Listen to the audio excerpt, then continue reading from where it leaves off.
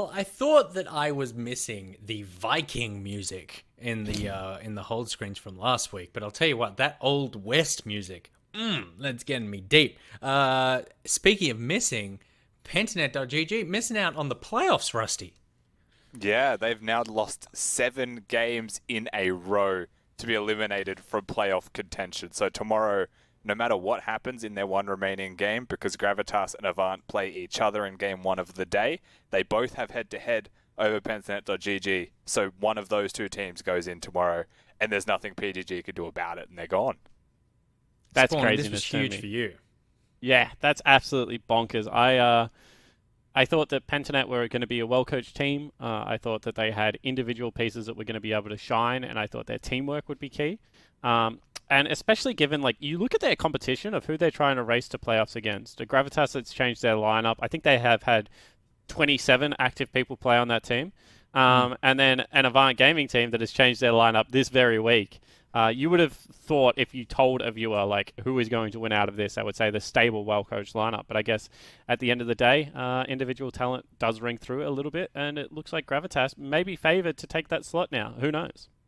Absolutely. And I mean, you think back to how confident PGG were at the beginning of the split as well. They were talking about taking it out. There was a lot of feelings on that team that there was a lot of cohesion. There was great coaching. They sort of had all the pieces. And then it just seemed like mid-split, those pieces just started to fall apart. And unfortunately, that's where it brings us. Well, they beat Order and they beat Direwolves. I think in back-to-back weeks, right? So if you go off like current strength of schedule, like that means that they were a top 3 contention team. Now, obviously, it's really easy to rewrite the narrative what's actually happened here because Order's now gone on to beat them twice and Direwolves have gone on to beat them 2 times in a row. But at that point in the season, it did look like they were going to be a dangerous team. But as you mentioned, you know that's all ancient history. That was, I think, week 3, and now we're in week 10, and the standings look a lot different, to be honest. Yeah, that's the thing, though, right? Like, the wins that they have, when you actually look at it, there's one against Direwolves, there's one against Legacy in their 5. Like, they have beaten the better teams. And the funny thing about that is that that's come back to hurt them because they haven't beaten the teams that they're competing with. They've only beaten the ones above them. So they've lost out in head-to-head because they've lost to who they're directly competing with. In some ways, you could say they're too good. In other ways, you couldn't because they didn't make playoffs. So, you know, it's a little from column A, a little from column B. I mean, but we talk about the fact week 3, when they were feeling confident. Week 3, everything was different. Week 3, I could walk down the street and hug a stranger, and now that's literally a crime. So, so there you go. Life comes at you fast. But when life does come at you fast, you need the right answers, and this is one right answer.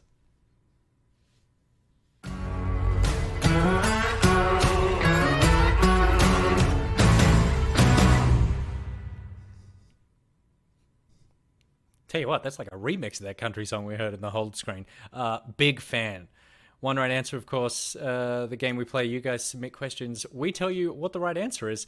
Luke Allsop 96. Always have a rock in your shoe or step on Legos every time you take your shoes off. Oh man. This is rough. I think you'd have to pick Lego. No, because like, you can mentally prepare. The thing is, why would I take off my shoes then? Because you have showers, because you have intimate times, because you like your carpet clean, because there are all I feel there are you're at the beach. There are all sorts of situations where you have to take your shoes off. There is no situation where I have to wear shoes. Nick, I have shower shoes. I have room shoes. Like, I don't step on Lego because I'm just swapping shoes. Yeah, but but a shower shoe is basically a croc, and aren't we saying that, like, I would rather step on Legos for the rest of my life than be seen dead in a pair of Crocs? That's fair. Are you? I would go with the Legos one. You're going the Lego one? Yeah, because I feel like I can mentally prepare myself for one thing of pain. Because I'm like you, I wear shoes outside, and I generally go outside in one big chunk, and then I take my shoes off for the rest of the day. Like, as soon as I'm back in the comfort of my own home or the gaming house, shoes are off. So I could just mentally prepare myself for the Lego stepping. Whereas I feel like if I had to wear shoes with stones in there or rocks in them, like, I don't know if you can ever mentally prepare for that. Especially if it's a really spiky rock. See, I'm the opposite, where I feel like personality-wise, not many people would judge me for just always being barefoot. I feel like I could make it part of my thing. Like, it's part of the Nick boy experience is that he never wears shoes. It's like a kitsch thing. But I'm wondering I if have could a get great house. I've got loads of toilet paper. I've got 2 beautiful kids, and I never wear shoes. I'm Nick There you boy. go. I agree. There I you can go. see I'm it. Nick boy. And I'm wondering if I could get away with some sort of situation where I wear like 7 pairs of socks, and it basically accomplishes the same thing as a pair of shoes, but technically doesn't break the rules. And so therefore, whatever deity it is who puts Lego underneath my feet, will never actually do that to me. Nick, there Aging is Foxtrot says, I chainmail would totally socks buy out Nick Boy there, not wearing by the socks. way. What? Really? I had to look these Yeah, up there right are now. socks where the sole of them is made out of chainmail so that you don't hurt your feet. I forget what for, but there was a reason, and that's your answer. Chainmail socks can replace your shoes. Chainmail socks are a new thing. This is very exciting. Okay. Yeah. Someone buy me a pair of chainmail socks. I'll test them out, and we'll see whether or not I can finally get this shoeless dream on the road. Next question. Okay. James meme. Pee your pants every time you need to go, or you have a constant runny nose. Constant runny Oh, nose. God. Really? That is not even a choice. Really? One of those things is publicly acceptable. Mm-hmm. One of those things is not. Mm-hmm. I pee probably 8 times a day. I don't even have the underwear for that. You would be, but under today's laws, you would be quarantined away in some sort of airport hotel for the rest of your life. That's if you had awesome. a constant running nose. I would love that. I would love to be in a quarantine government-funded airport hotel. Arthur Chandra, constant running nose. I already have a running nose. See, Arthur Chandra for is this- is the head of the NALCS broadcast team. Fun I'm fact. very aware of this, and also potentially always sick. So we should probably wipe down all that equipment. I'm going to say the pee their pants thing. I can go once a day, and I can prepare for this. And also, I could just work it into my thing. It's Nick Boy. He wears no shoes, and he just always pees himself. But only once a day, and he knows when it's going to happen. So I reckon I could probably just go on some sort of like salt-based diet and just do it once, be ready for it. I could wear some sort of like svelte chainmail diaper situation that keeps it all in, and no one ever needs to know. Rusty? Yeah, I was going to go with the diaper approach. Like, let's continue with the abstract answer to it, right? Like, if I know I'm going to pee my pants, I don't have to pee my pants. I could wear a diaper, and it would be fine. Trust Right. me, you Yeah. pee through diapers. Jasper wears 2 diapers to bed still because he also is a well-hydrated boy. And like every third night, I wake up to a wet jumpsuit. A diaper ain't doing shit for you, buddy. You need to not pee your pants. No, that's not an option. Unfortunately, Rusty and I are just going to be peeing our pants. That's the only solution. And to keep on theme, in some ways, almost combining these last 2 questions, this is, the name is Juan. No underwear or no socks. No underwear. No underwear. No socks. What? Underwear are restrictive. Like, if you don't have, like, I'm one of those people that I never buy underwear for myself. So I always get it like Christmas or my birthday or something like that. So, and because they both fall in the months of November and December, I get really good underwear for all of summer and then really shitty underwear for the rest of the year. And like when the elastic goes on them, like they like ride up and they're just uncomfortable. Underwear sucks, man. Rusty? Yeah, I'm actually on board. If I don't wear underwear, my pants don't smell in the same way that shoes are disgusting if I don't wear socks. There you go. And Rusty never wears socks anyway, so it's fine. Look, this is the first one we all agree on, because all I have in this house is button flies, so there's no worries there. So no underwear is the 3-man Know solution something here. about very happening in Nick Boy's house. I just like to say that Big Bird Jr. said in the chat, Nick Boy is about to rock a full set of armor come June. At this stage, I certainly am. What we're going to rock, though, before that is the final game for the evening. It's Avant versus Direwolves. Both of these teams have appeared before tonight. Avant losing to Mammoth, Direwolves losing to the Chiefs. Someone has to win this game, so let's find out who it is with Avant versus Chiefs, your final game for the day. Feeling the heat? Grab a pineapple or pineberry frozen Fanta mix at Macca's. With 36 flavours, it's the largest range in Australia. Grab one for only $1. A little goes a long way at Macca's.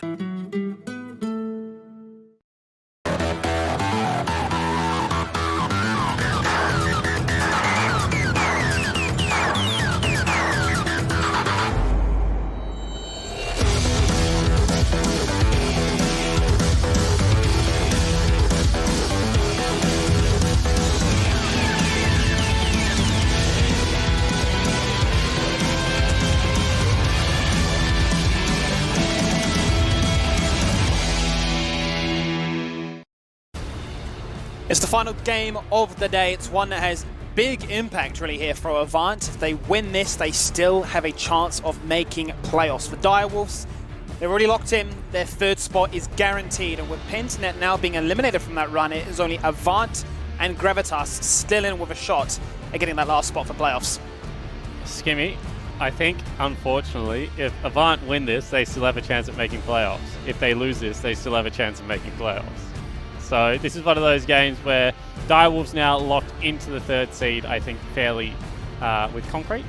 And Avant Gaming still fighting for the fifth spot. This is a momentum game, I would say, for both teams. You do not ever want to go 0-2 a day, especially when it is the week before playoffs. So let's see what they have for us. I would come out swinging if I was both of these teams. You're going to have to find new things for patch 10.7 anyway going into playoffs week. Give us your best patch 10.6 comp. Try and put some fear in the hearts of your opponents. Absolutely. And I think really for Lisa, we need to see him on a Jarvan, for example. That is a pick he is so comfortable on. It's banned away. We're not going to get it. And, you know, a lot is denied away from him. But I was going to say, if you're not going to ban away the Wukong, we're going to take it. And yeah, I did hear that. Nick, get out of our Unity channel while you're eating, man. You know, stream will be so confused. They'll be like, what are they talking about? We can't hear it. And he just said, I missed it.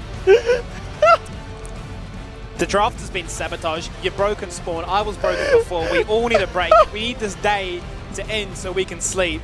But it will be one final draft, Spawn. Let's regather our energy, combine it together. We can do this. One final game. I am a shell of a broken man. Nick, what is happening is I can hear you because you're in Unity Channel 6 and you need to be in Unity Channel 5. Whether or not you can hear That us. is what's happening. No one can hear Nick, so I look like a crazy man. But now I think he's just speaking directly to me, and he's actually trolling me. You know, chat are going to be so confused because they can't hear a word, and it's like he's just in your head, giving you chronic anxiety that's talking to yourself, and you're made to look like a madman. The distraction. Comp-wise, interestingly enough, it's going to be Kalista Tarek prioritized over the Aphelios pick, Skimmy, which I think is very interesting. I think that certainly Aphelios still the best 80 carry on the current patch, and maybe this is just a comfort thing because we're going to see Lisa go back to his Lee Sin. We spoke about it all at the start of the split, but this is definitely the guy's best pick. Yeah. If the Jarvan is gone, obviously you love to see him on that Lease. And it's going to be interesting also to see Avant rock this composition, given that Direwolves just did it themselves and sort of showcasing how strong they were on it. Now with Avant going, you know, the same sort of direction. Yeah, absolutely, but maybe not take it the journey too far. Maybe get Chaz on a bit of a scaling mid laner. Or, you know, maybe just a couple of tanks. I really like these comps when you play like Invulnerable, Tarek comp with like Maokai and Orn, or just something like that, for example, right? Where it's like, hey, it was already really tough to kill us, and now you have to worry about killing us while we're invulnerable as well. So I really like, you know, solid frontline coming out for Avant Gaming in this composition. I don't know what Happy plays top lane outside of Aurelia, because we've only seen him play top lane once. But Chaz is a really good tank player, really good Aurelia player as well. So I certainly think that there is room for, you know, some flexible comps here. There's 4 major denials taken away here from Chaz. You're talking about the LeBlanc, the Lucian as well, even the Syndra and the Cassiopeia. So they are definitely making sure that he is forced to go into those reserves when it comes to the picks. But as you say, Ornn is going to fall through that draft quite late on in. And Avant, they'll take that every single day of the week. And it just gives them, as you say, so much beefiness. And you talk about the Kalista being so strong in those first 2 items. Well, it gives her the ability to stay a little bit more relevant for a little bit longer. And now does Chaz get Urgotted? Because Cassiopeia and Syndra hint to me that this Ornn is going mid lane. That's the only reason that you would ban it. Sylas is also something that we've seen, but Urgot got buffed. And a couple of the top laners were actually talking about, outside of the OPL, that now it makes top lane Ornn a little bit easier to play against because you can, you know, do a couple of things with the new Death Stance. Urgot had a pretty good matchup into it. However, it's going to be a Corki taken into the Ornn. That's just a farm lane Skimmy. Corki, if he gets free 2 items, is very happy. What do we prefer here? We've seen them go to Taliyah in the past. They forced it twice in back-to-back games, but they are flexing the Cho'Gath as well. They will stick to it in the end, so definitely looking for mobility across the map and just locking members in place. So if you do get a kill, you're guaranteeing it as well.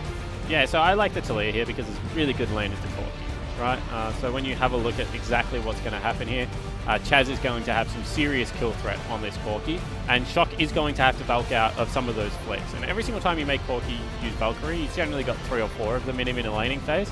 He has like just a little bit closer to being able to recall. And Corki's quite like Gangplank, right? That he is quite, not quite weak, but he's like, he's on the weaker side in the laning phase. But if he gets to certain item breakpoints, Sork Boots in one shot, Sheen in one shot, maybe a Phage in some matchups, he actually becomes quite oppressive to lane against. So Chaz's job here is to, force him back on components. Mana Crystal plus Health Crystal was the old school worst shot ever if you have to go back on it on a Corki. And we'll see whether Chaz is able to do that on something like the Talia. It's interesting, right? Because there was so much impact really shown in this draft to really choke him out as to what he can play, and now he's going to find that matchup as you highlight. And I think the major takeaway is the fact we're not going to see a second Wukong jungle. You didn't like it. It just didn't find any kind of value in the match. This will be that top lane one on a player as Chippy's that is so comfortable in split pushing, so comfortable at gaining those resources. So hopefully we should see a matchup that showcases really the true threat, the terror that this pick brings to the table. Yeah, it certainly can. However, I do not like it into Ornn all that much, and we can get into why. But Wukong's got a really strong level 1 to level 2. Ornn is going to be able to negate that by purchasing a Ruby Crystal after the first 3 or 4 waves. And then at the same time, Ornn is just a really good team fighter, and that's where Wukong's strength lays, right? So I think that he will struggle in this matchup a little bit. Not to mention the fact that Ornn does primarily magic damage, and Chippy's passive is going to be quite useless against that. So I think Appy could have a good laning phase here against Chippy's.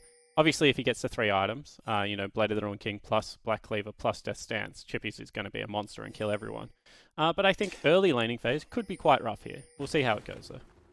We will indeed. It is the final game of the day. It's week 10 and it's day 1. And that means we are definitely at the tail end of this split, working towards playoffs. Avant still in with a chance. Direwolves are guaranteed. So the stakes far lower for them. Far much more about perfecting what they think is strongest on 10.6. But Avant really need to pick up a dub right now, and they've got a lot of comforts across the board here, Spawn. And are you interested in the fact that we're not seeing Cupcake? Because I felt like this week was going to be an experimental week where they would have thought, Me too. You know what? We can play Cupcake all 3 games and see what is our best lineup for, the week before playoffs. But we haven't seen Cupcake in this game. And that makes me think that maybe it's just a Chiefs special. They think that stylistically it matches up really well versus the Chiefs. I can't think of any other reason to just play him for 1 game.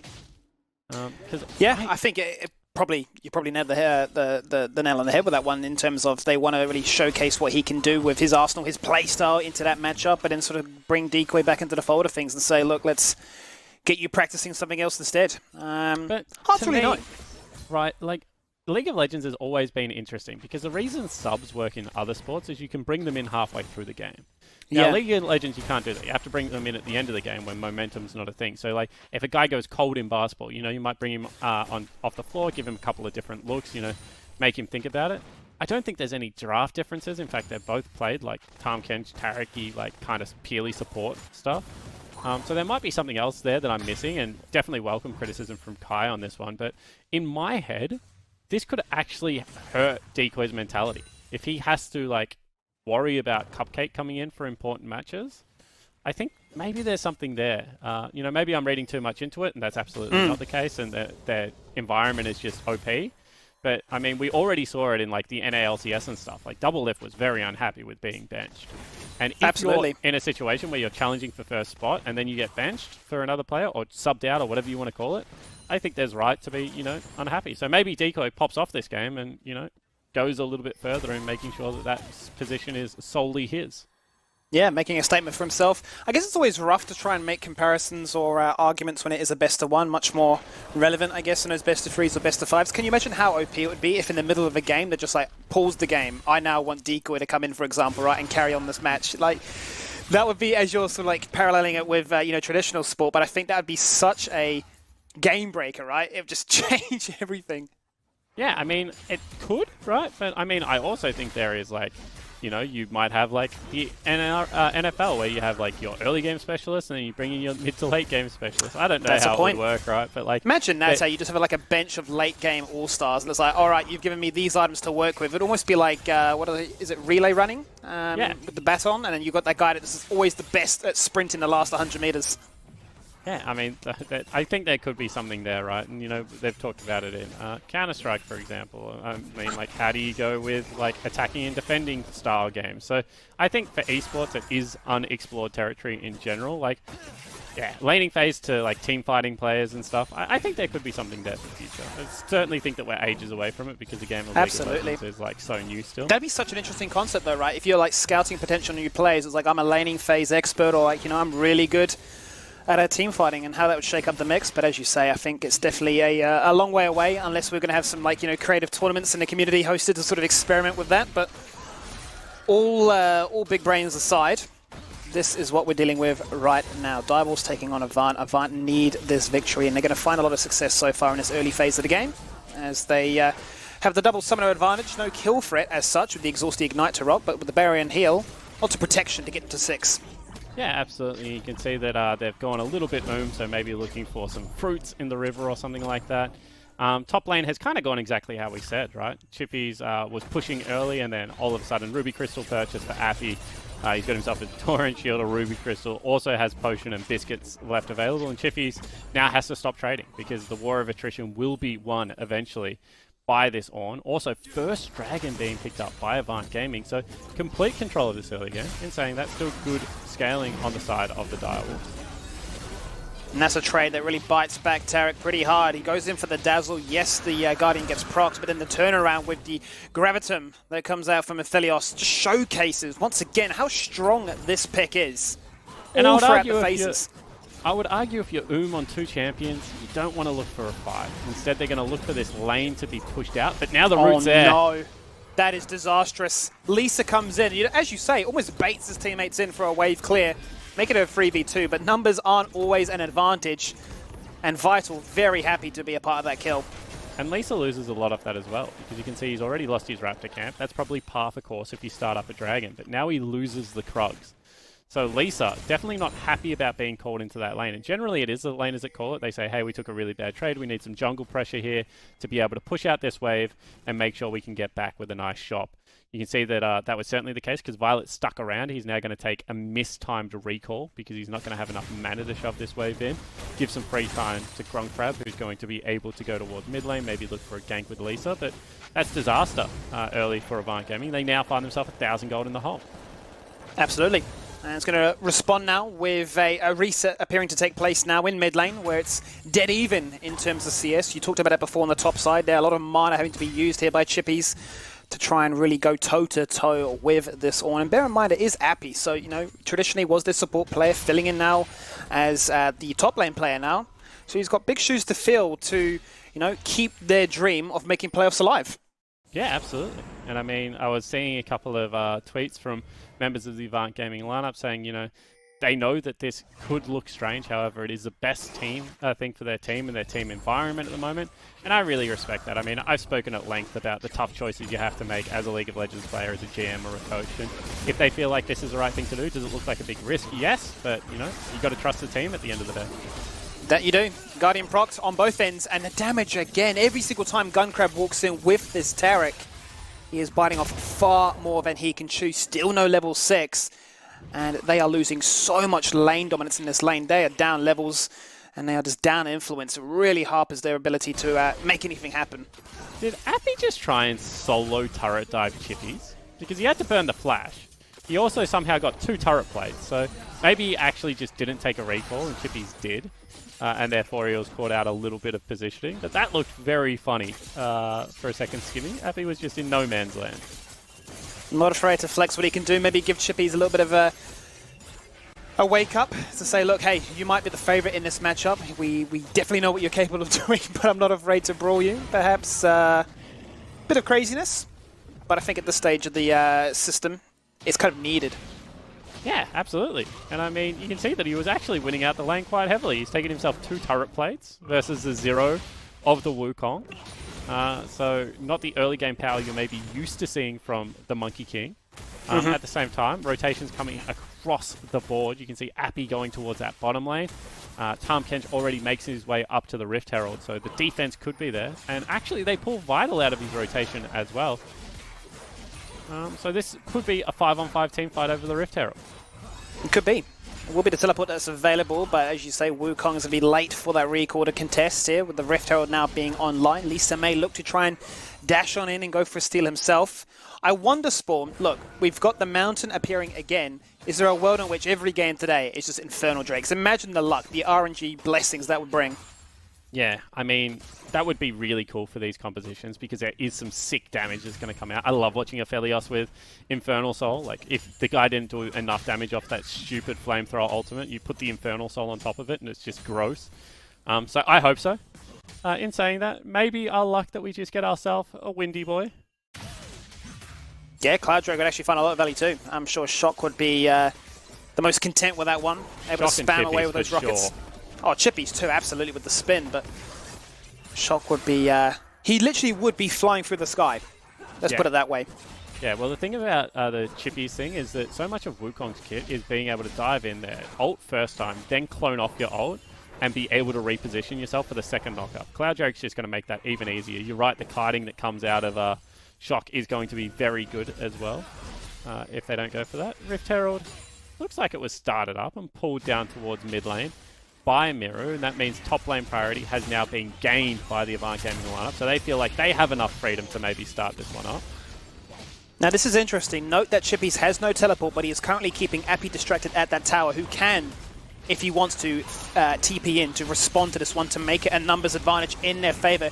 So whether or not Avant want to pull that plug, they do have the Drake online already. He's going to go for that TP, and it's looking like Chippies is just going to respond by pushing out bot lane. He TPs in. The Ornn ult is going to come on that. Can they find a kill with this one? And they can. It connects as Chaz rides the wall on in, and they are going to find a kill to get one on the board and a Rift Herald to follow. Yeah, beautifully done there. And you can see 3v3 topside as well. They're going to look for some plates off the Rift Herald. It's not going to be first turret going down. Now they need to be really careful. Miru is in the area. He's searching, and, well, Moonlight Vigil is doing Moonlight Vigil things right now, and that is the wind-up time that Cosmic Radiance creates. Decoy going to flash it in, slow down Lisa, who doesn't have that safeguard to dash away. It's going to be a double kill again. And you talk about Vital being the best ADC in this league. Just keep presenting him with resources. He's the one walking in and giving him a mind of his own. Yeah, absolutely. And you can see that Chippies, in the meanwhile, has just taken 4 turret plates by himself. Wukong, with the clone, with the Q, is able to get so much work done to turrets. They also burn Violet's flash on the top side of the map. It looks like they used a couple of their own, but certainly worthwhile. And Direwolves walk away from what looked like a losing Rift Herald situation with a big advantage. They just don't seem to care. I mean, just look at this. Look how Aphelios just commands all the respect on his own. Yeah, and it's not even a 3v3 at this point. They've already got Lee Sin kick out. You can see Vital flashing forward now, looking to continue, even with the Cosmic Radiance. Lisa cannot make it out, doesn't have that safeguard, as you mentioned. Violet has to hop away. He's going to flash in a second. And across the board, Direwolves just taking care of business. They're now 1,300 gold up in what was a relatively even game. That hurts, right? I mean, like, I've always been so vocal about Tarek, because you need to have such a good sense of understanding of how a flow of the fight goes. You know, you've got that 2.5 second wind-up. Aphelios just jumps in 1v3, and you're thinking, yeah, sure, he needs Infernal Drakes, he needs items. He's not even got the Essence Reaver completed. And Vital, true to his nature when he came in as a rookie of this season, is like, I am aggressive, and I don't care. Yeah. And, you know, I'm not even going to wait for my jungler to be in position. If you are out of position, I am definitely going to pull the trigger on that fight. Now maybe another 5v5 happening here. Maybe indeed. Avant pick up the second Drake, and that's going to be a massive engagement. It's a knockup from Dreku. Actually, I say Dreku is basically Chippies at this stage. He's gone away. And that's going to be the knockup that gets the kills for them. But it will be all things Direwolves as they find a double kill in that exchange. Happy to sacrifice another Drake in this situation and keep themselves in with a gold lead. Yeah, absolutely. And you can see that right now, Lisa also... sorry, not Lisa. Chaz also has to zone himself away from that mid lane wave. So just more farm and resources going over to the Direwolves. That looked like it could have been a good fight. But you have to look at what is missing. No Cosmic's Radiant. No Lee Sin Dragon Rage at the start of this fight to disengage Chippies. Only just becomes available towards the end of it. Fate's Call used to throw Taric back in. And with Violet zoned away from any damage, Vital has been able to command these team fights. You can see that the Direwolves just unrelenting pressure at the moment. They're taking everything away. He'll be sitting on so much money when he goes back for the shop. Wouldn't be surprised to see so much more added into his arsenal, and the fact that he's able to achieve this much impact on the game, only sub 15 minutes into it, really spells a little bit of disaster, because it only goes downhill from here, right? We've seen Aphelios do so many crazy things, both here in the OPL and overseas. The more items, the more shenanigans, the more craziness. And he's gone back for the shot now. Essence Reaver completed as expected. The Cloak added to the mix as well. Plenty of chances to get those fat crits from afar and just one-shot people. Yeah, and I was talking to Papa Smith the other day, and he said, I think his exact words were, Aphelios is a good champion if you can't play him, and absolutely disgusting if you can. And I kind of think that he is a good champion without items. He has, good wave clear, good utility, good zoning pressure with the sniper turrets, things like that. And then with items, it's the exact same. He's just a disgusting champion. He just does everything that you would want an AD carry to do, which is tons of damage, but whilst having so much more built into his kit. He's been knocked down a couple of times now, but as I said, because of the nature of his kit, because of the nature of the different guns he can use, you have to really be able to pull out the amount of that has been added in there to actually understand exactly why this guy is OP. And they've nerfed a couple of guns, but they obviously haven't nerfed him enough, Skimmy. No, he is the weapon master for a reason, Spawn. It's in the text. It's in the ability name itself, right? So, definitely going to showcase that it is a Season 10 champion, and it is going to do the damage. I love that meme, by the way, Season 10 champion, because we've released so many overloaded champions before this. That Season 10 just seems to be the biggest cop-out. I mean, you look at Yasuo, for example. If it was released today, people would still think he's broken. He has a new mechanic in something called Suspend. He has the ability to knock up infinite dashes. Wind Wall blocks every single particle in the game, including auto attacks. Like, he sounds really overloaded as well, and yet has been around for, 6 years now. So, certainly not just a Season 10 thing. You got to give the viewers what they want. Chaz is in trouble. He flashes away, but Mira knows where the chains will land. Will fall on down, but will allow Direwolves to pick up that kill. More money into the pockets here of Shock. Sork Boots and Trinity Falls working well towards those major power spikes that a Corki brings. Yeah, absolutely. And I mean, this is one of those times where I always say it. If you're an early mid-game champion like Chaz and you trade with a Corki, he just does more with that item. You feel like you're getting a 1-to-1 return. He's getting that 1-to-1.25 return, where he's just making more bang for his buck. He's that investment banker. Unfortunately, you're just an average Joe at home without much financial help.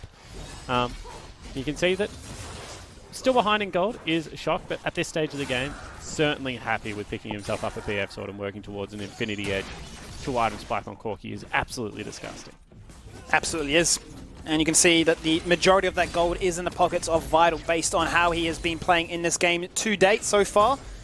Fantastic performance coming out of him, and definitely being a rising star to showcase an MVP status on this roster for sure. And I think that is such a massive compliment, right? The fact that this is a 17-year-old player coming into an established organization, and to sort of lay down the law and say, I will do so much in your first split, is much credit. Yeah, absolutely. And I mean, when you have a look at the people on this team, Shock even in gold, top lane, Chippy's actually behind in gold. Jungle struggling as well. Mira was a star of Avant Gaming last split. And it's actually just this bottom lane of Decoy and Vital, I think, that has really been standing out. Now, obviously, other people on the team are doing their job in teamfights. Hold the phone, because there might be a teamfight in the mid lane. It may be indeed. Talia tries to knock the members back, specifically onto Decoy, but the Dazzle just literally inches out from connecting. Aren't able to find that fight. Would have loved to have found a pick, would have Avant, because that would have put them on sole point with this Cloud Drake now spawning. In saying that, it did get them a good chunk onto the only member that can face check at the moment, which is Decoy. So he's in one-shot territory if he does face check. They start this Dragon up nice and quickly. There's a chance they run away with number 3 right now, Skimmy, which could be a big deal. This is going to force a response out here from Avant right now. The Dazzle does time land. They're going to go for the Devour to get Mira out of harm's way. Decoy will potentially fall for his sins, but flashes over the wall to survive. Avant aren't able to find any kills. And the Rift Herald does its job. Yeah, it certainly does. It drags them away. But once again, Decoy burns double summoner spells. He's now well and truly out of this fight. If they bring Lisa back, it is a genuine 4v5 whilst Decoy runs back to base. They're trying to re-establish mid lane priority. And it looks like both teams just happy to disengage. That one was a bit close to comfort, I think, for both squads on Summoner's Rift.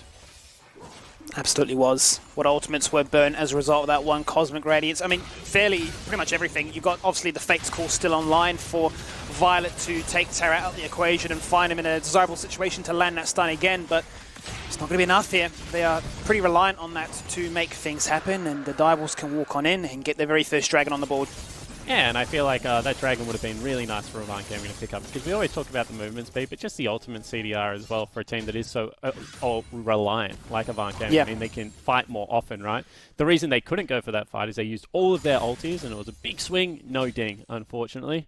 Not able to pick up any kills with Chippy's ultimate still available, with Vital's ultimate still up as well. They weren't confident in that 5v5. Off the rebound, can they get themselves a mid lane turret? Doesn't look like it right now, and the game's pace is just stalled, and whenever I see a Phelios and I just see pace stalling, I just think even if there's an Ornn on the other team, I just think nothing scales like a Phelios right now. No, especially when you come back to lane and you've now got a Runins, right? You're thinking, what do we do? Especially with the Sniper online, the poke is gross. The sustain is unreal, especially with the Scythe daggers. And typically speaking, you're going Legend Bloodline, right? So you've always got that innate lifesteal, combine that with the Doran's Blade.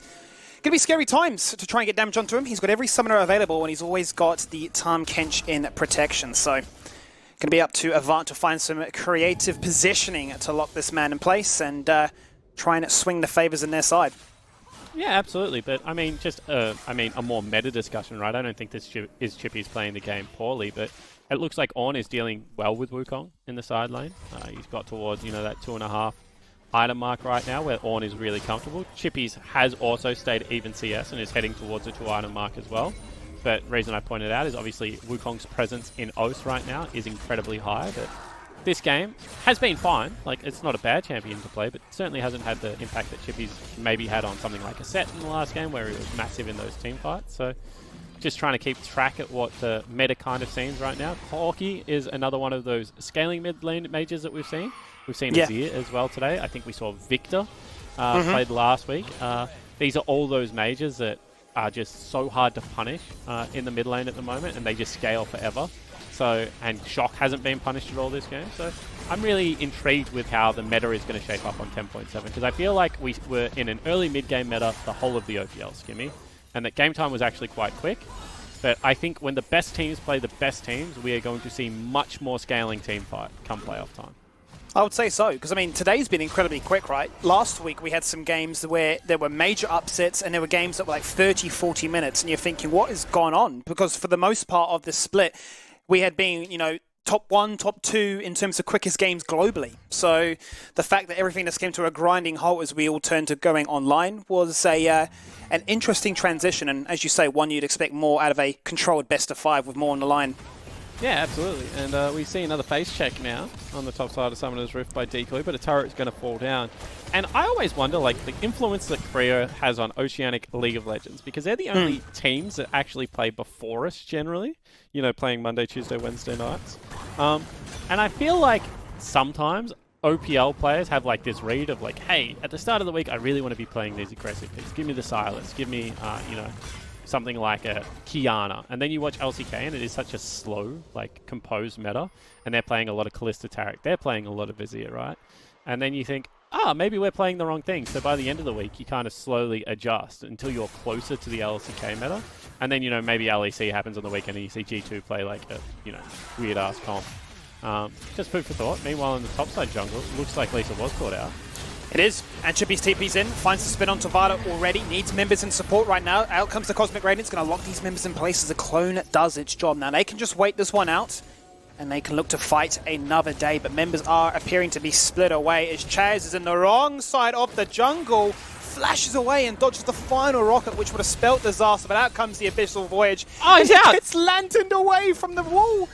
He's just pulled off the biggest steal of this disengage, and Direwolves screwed. That's a 1 for nothing. Direwolves lose that fight. I don't know how. It looked like they were going to kill 3 people in it, but Direwolves ultimately lose the fight 1 for nothing. It's going to just be their jungler falling down. Meanwhile, Lisa tries to take his big Raptor. Does get it, but loses half of his health. And this game is just slowly building towards, I think, a crescendo team fight, because both teams seem very willing to fight right now. Skimmy. Definitely chazzed it up, as you would say. Yeah, ornaments coming across. That's going to be a death cap built in 1,000 gold. Ornaments do mean something here. It's still, wow, 2,200 gold lead for the 80 carry of the Direwolf. Yeah. So Vital's still going to be free hitting and hurting. It's interesting how Miru is actually opting to take the Tarot as a result now, right? Just to give themselves some extra protection, even if it's just for himself, right? To jump on in and ensure that he is a pseudo tank to survive for as long as possible. He's giving them protection to back up Chippies when he's engaging with those clones of the ultimate. But we've got another drag, and we've got another ability for Avant to find a soul point, a win condition to even out this gold deficit. Only 3k. But Direwolves will find a second one, and it's more CDR and more chances to find those engages. Yeah, absolutely. And I just want to speak about the Taric ult quickly, although Gunkrab might be caught out here. It might need to be faked called back. It's not available. Side steps the Dazzle. Chippies jumps on in, but the blade slows him down. It's not going to be enough, though, because the damage is done from afar. Devour to get himself out, and Miru gets deleted! As Talia does the damage from afar. Chase is definitely not feeling the wrath or feeling scared of having no flash. The engage potential is there for sure. Happy with the double man knockup, applying brittle to the boys. But there's no follow-up because the Philios is so gross with this combination right now. The Chakrams and the Snipers zoning away single-handedly 4 people, and that lifesteal says it all. But Chaz missed the flip there. If he had got flipped back through those pebbles, he's dead. That's maybe Baron pickup. But Chaz unfortunately missed the flip in that team fight. That was so well set up by Appy. And what I was going to mention is that if you don't have these ultimates available, we take another look at it, right? So Chippies flies in, there is no Fate's Call, they use the package as well, they're going to be able to pick him up. Pebbles go down, and Miru actually proto-belts himself through them, so he will fall. Take another look at this one, it is going to be Appy. Really great knock-up, they have to turn around and save their boy Tarm to Kench. Vital positioning near the pillar, and the flick didn't land. He's dead if that flicks lands, so and close. that is guaranteed Baron. There are 3 members on no health. It shows you the fragile nature of these team fights, that one play could really turn things around, and definitely shows you that Avant have a lot of fighting spirit left in this one, but giving that much free roam for Vitals, Aphelios to really operate within is starting to really hurt them if it hasn't been already. Yeah, and I mean, you needed that shutdown, right? If you get that shutdown onto Chaz, this guy's got his death cap. It's going to be upgraded immediately. He's now a legitimate win condition. You can already see the amount of damage he's doing to Miru. Miru 0-3-0. Sorry, 0-3-3 is having a lot of whoopsies in this game. And I feel like Chaz is just really zoning him out a lot of these fights. And I was going to speak about Bastion. I don't like taking Taric ult on Silas, just because so much of what makes Taric ult ideal is that it interacts with the rest of his kit, and you can put it on a second pack. Whereas Silas is going to be a diver, and he's only ever going to really put it on himself, and at maximum chippies as well. So if he gets the perfect 2-man ult with chippies, I think maybe worth. But otherwise, I think he should be focusing on stealing, like, you know what, Lee Sin Kick and Appy Ultimate, just for the raw damage and assassin potential that he's going to be able to get out of Lee Sin Kick, and then the team fight prowess that he's going to get out of Appy's Ultimate. It's interesting because I want to see actually how he's utilising it in a team fight. If he is there just to create space and sort of force members to go at him and obviously not be able to do much, but these team fights have been quite insane to say the least. Chaz really putting on his carry pants, trying as hard as he can with the majority of the gold in his pocket for this AV lineup, really making sure that their playoff dream is still well and truly alive. And the next mission for Chippies is to keep Appy away from Chaz. He needs to put on so much pressure in the side lane that this death cap never gets upgraded. Because if Chaz gets the death cap upgrade, he's in a position where a flick will kill anyone. Well, they are looking to take out Decoy right now. The teleport is coming in very deep here from AV as Lisa is forced to disengage away. Bastion on top of him so far. The shield is burnt through. Decoy and Lisa, the bruises that feel the pain, but the snipe attempt is there. Miru is gone. AV doing their job successfully. And he's just upgraded the hat as well. That is going to be such a power spike right now for the Avant Gaming lineup. Sure, it looks like they're down in gold, but I assure you, with that hat upgraded, with also the fact that always upgrades the 2 best items for himself as well, with that Forge Fire case, as well as the upgraded Abyssal Mask, they are in a very good position to be able to carry out this game. The only problem is they've got a Corki and an Aphelios to deal with, and they haven't been able to hit them yet. But if they do win one fight, if they get one winning team fight where they're able to hit those 2 carries, this could be quite difficult for the Direwolves lineup. They have no front line. Well, that was going to be my next question, right? Is there a world in which you've got this strong early game with the bruisers to get in their faces and try and get these carries ahead? Is there a world in which, you just play it out? You've obviously got Chaz as that condition to operate with the ornaments. Can that be enough for AV to outscale here? But they are going to turn their attention onto this man himself. He's going to be forced to flash away, receive the Bastion to get himself out with that armor component. The Guardian gets popped as well for more movement speed to dash on out. Out comes the Cosmic Radiance. It's going to come out actually from both members as Mirror pops it on his own like you highlighted. Now Corki jumps in. Taliyah placing down the wall, separating out these members. Vital going for a 1v1, looking to try and take out Lisa. Exhaust goes out. Vital. Moonlight Vigil completely whiffs, but he's living for such a long time. And he is slowly, ever so slowly, whittling down these members' health with Shock getting kill confirmed. Lots took place there, all because of this thing here. They needed to pick up a Drake, and that's Direwolves in the hot seat. And what is Aphelios? He just jumps into everyone, tanks them, flashes away, and he lives on full health. He doesn't even get scratched in that team fight. You can see Vital threw everything at him to try and be able to pick up a kill. But Vital is just so strong right now. Goes back, completes himself that Bloodthirster as well. But you saw how long Appy lived for. This is a really tough game to be able to deal with the Ornn. So still definite win conditions here for both teams. And I feel like we still haven't got that one decisive fight. But the Dragons are starting to stack up, Skimmy. 3 Air Drakes now. They're going to be zooming around Summoner's Rift. They sure are, and they're the ones that are always looking to make the plays first, and it's definitely putting Avant on the back foot right now. We talked about how strong they can be. The gold is definitely getting closer, and even more so with those ornaments like we've always harped on about. But now becomes a play towards Baron. Obviously, the next Drake miles away, and resetting yourself towards how you want to make this fight take place. Both AD carries having no summoners online. Both mid laners do have that flash online too. And that's the knock-up you were talking about. Chippy's taking a lot of damage, but it is his clone, bear in mind. Mirror, once again, the punching bag, sitting so low in terms of his participation in this game, unable to really assist in any form or fashion. Dazzle not going to connect. Decoy so deceivingly tanky, but the shield finally expires. They find 2, they find 3 as they walk through this base. They're going to find 4 in the end spawn. They can't get shot because he is so deceptively strong to just disengage out of this one. But Avant finds something, and that is truly what they needed. A decisive team fight coming across for Avant Gaming. They've got all 5 alive. They're going to rush towards Baron as well. Miru gets caught out again. 0-5 for the Direwolves jungler. And Avant Gaming looking to pick up some of those momentum wins. Try and stream themselves into the final playoff spot despite making a roster change. Now with everyone up and a Baron alive and a very tanky Ornn, this game could be theirs. Is there a world in which Avant could look to try and end the game based off this? Absolutely there is. If they get one more team fight like this, it's over. And have a look at where their team fight takes place. They get out Decoy's Flash. He is so tanky. And then the Fate's Call is just frame perfect this time around. You can see that Vital gets dragged through a couple of pebbles, unfortunately. Chaz's damage is so damn high. And Gunkrab survives on the back end. For a support, for an 80 carry to play support to this level, at week 10 of the OPL, having just been a roster change this week, Absolutely. I'm really impressed with how Avant have rallied and started to look really good in this game. It'd be the Cinderella story, right? To go through all the strife to get still to the playoffs, and to do it when you've changed everything up on the back of 1 week's notice. Going to be very curious to see how they can utilize this one now going forward as turrets begin to fall. He's unkillable. Look at Appy. And yeah, how do you take Appy down, right? These 4 items he has, literally a walking tank.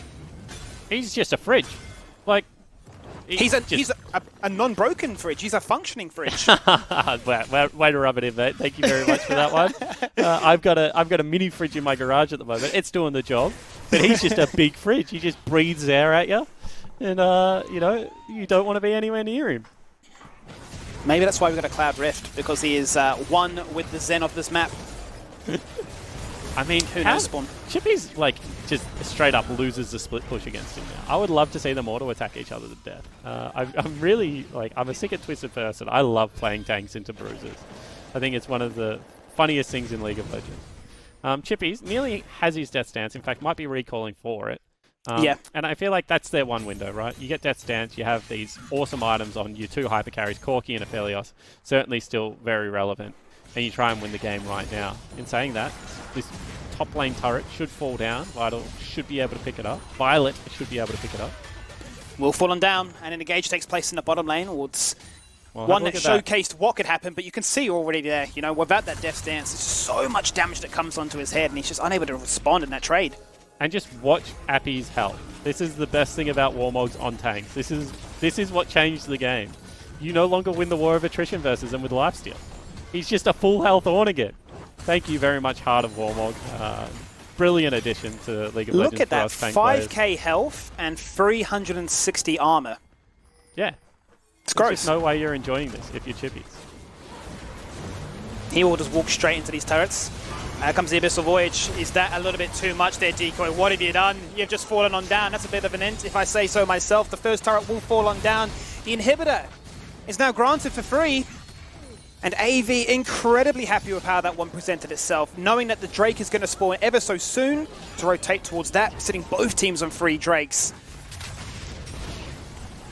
And if that was a 5-person ultimate, I understand Vital throwing that one out. But we've already mentioned it. Chip damage when you have a Taric just doesn't mean all that much. They're going to be able to move towards this dragon, pick it up. Now both teams on soul point. I don't think that's matter. I think we're getting finished to this game before the next 5 minutes is up and available, if I'm going to be perfectly honest.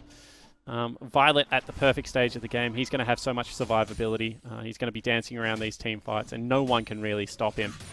And I feel like, you know what? I said the scaling of Aphelios is just gross, but maybe the scaling of Ornn is still better. Just maybe. I'm curious, because you've now got so many completed BF items online. You're now working towards that healing cut as well to make it so that you can shred, ideally, through this armor. We talked about it before. 360, insane. Yeah, I feel like in this game, you don't even go the healing cut option. Sure, Violet is going to lifesteal a lot, but you have the damage to be able to deal with him. I think you probably just want, not Mortal Reminder. I can't remember what the other one's called, but it has Lord a giant Dominic's, slayer. yeah. Lord Dominic. You just want Lord Doms, because it has an extra 10% armor Shred, penetration, yeah. I believe. And you really need it against Appy at the moment. Like, Appy is the only person you're going to be hitting if you're Vital, because he just keeps walking at him. And you need as much help as you can to get through this Ornn. Well, everyone has armor, right? You know, you've got the GA, you've got the Zonias, you've got the vest, you've got everything, right? There's just so much armor right now that sure, Vital is incredibly strong, and sure, he is Aphelios. But the fact is, you know, is he going to start hitting like a wet noodle? Yes, he's doing 800 crits on those minions, but I wonder if he's going to get a little bit now shut down in these team fights from the fact that he won't be able to really hit them as hard as he'd like. Yeah, and I really wish we had seen a Frozen Heart coming out of Appy. It's such an underutilized item, right? But it gives you 20% cooldown reduction. It would overcap him, unfortunately, slightly. But at the same time, you know, 20% cooldown reduction, plus the fact that you would have the attack speed slow as you walk towards this Aphelios. It could really neuter him in these builds, because Aphelios goes for BF sword items as opposed to Zeal items. I think it could be a really interesting pickup here. Obviously not going towards it, probably going towards something like a Warden's Mail into, of course, the second one of the Randuin's going to be picked up. And they've just grouped mid. Maybe they want to end it right now.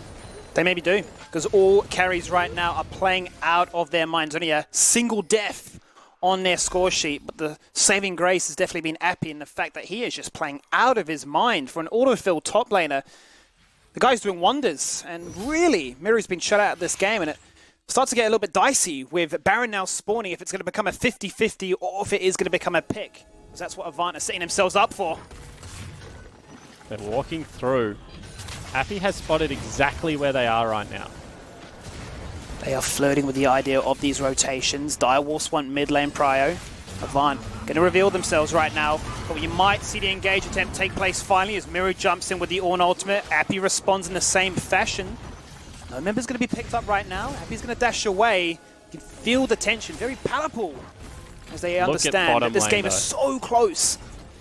They've done the perfect thing right now, Skimmy. They've just stalled so much time to where there's 2 super creeps in bottom lane. So now, if Direwolves do not do Baron right now, the game is over.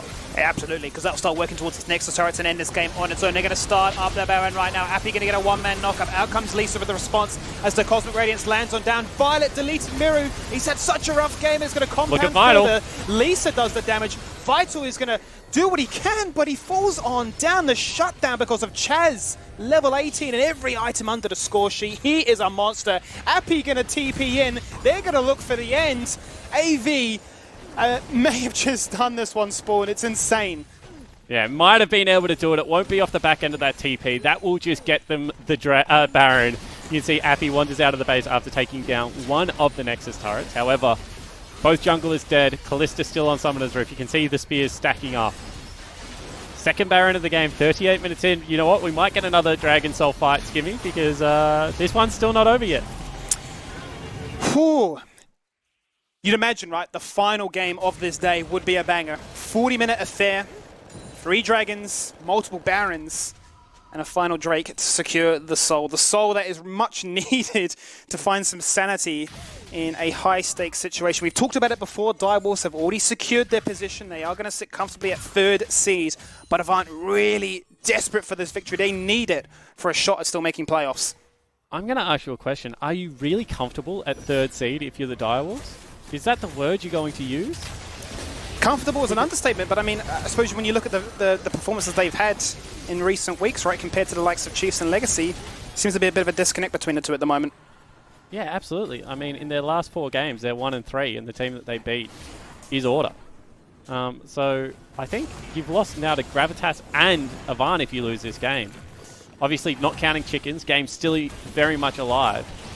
See whether they can pick up this dragon. Well, it looks like it's going to be a 50-50 because no fight wants to take place. Lisa will pick that one up. It is now a soul that is complete, and Talia with the wall will block off any engagement, making it that much harder to do. The stalling attempt will take place now, but Appy just passed through the jungle. He does not care. I mean, Chris doesn't want to hit him, mate. Why would you want to hit that? No one wants to hit a fridge. That hurts your hand.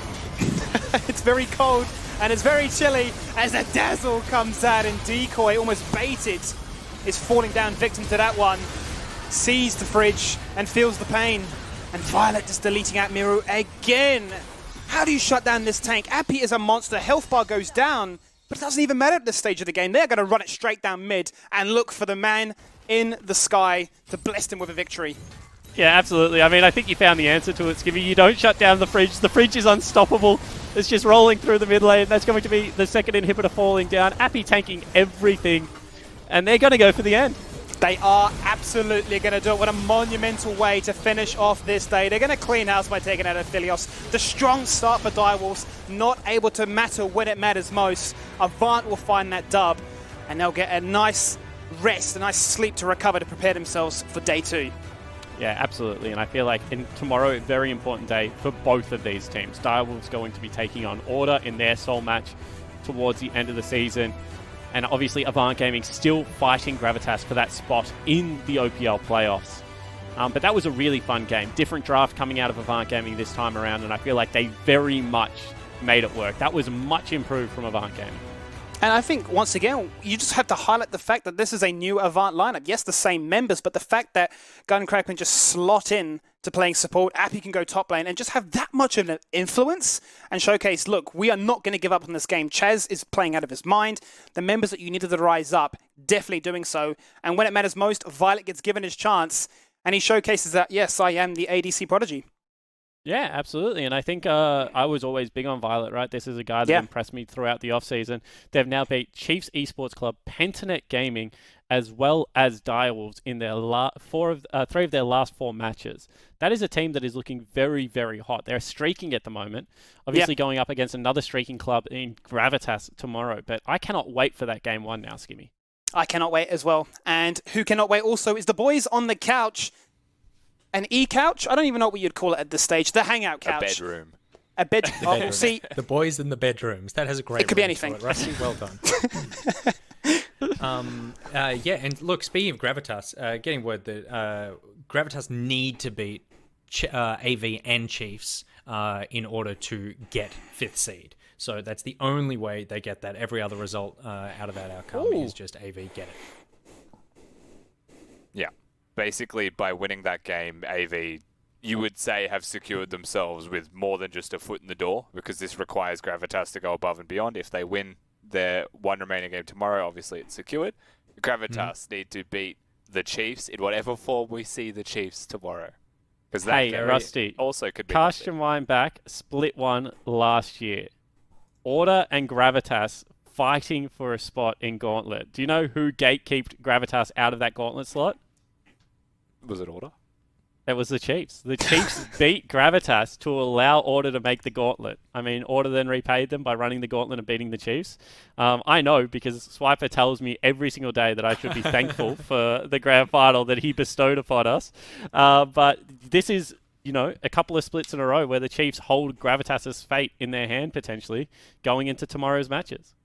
Absolutely. It is a very exciting time to be an OPL fan, not just because of, obviously, the results that we're seeing tonight and we're going to see tomorrow, but because we're still on the air, baby, and you can't say that about much else. So that is exciting as well. Let's take a look at the results from today. It was a day that started off not as surprising as we thought, and then certainly had some bangers throughout the day. Mammoth taking out the first win of the day against Avant, and then Legacy taking down Gravitas for Game 2. Order taking out Pentanet.gg for Game 3. Chiefs victory over Direwolves for Game 4, and then Legacy knocking Pentanet.gg out of the playoff race. And finally, Avant starting their sneaky run up to the fifth spot for the playoffs by beating out Direwolves, which was a result that, like we said, not many people expected, except a refresh on the Avant lineup seems to have done them a world of good. Let's take a look at the games that we will be checking out tomorrow that have severe implications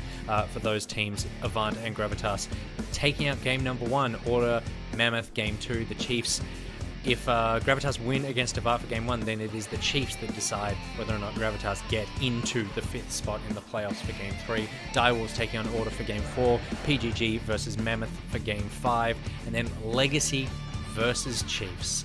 One of the must-win games for those teams for the 6th of the day. What are we looking forward to the most, Rusty? I mean, probably games 2 through 5.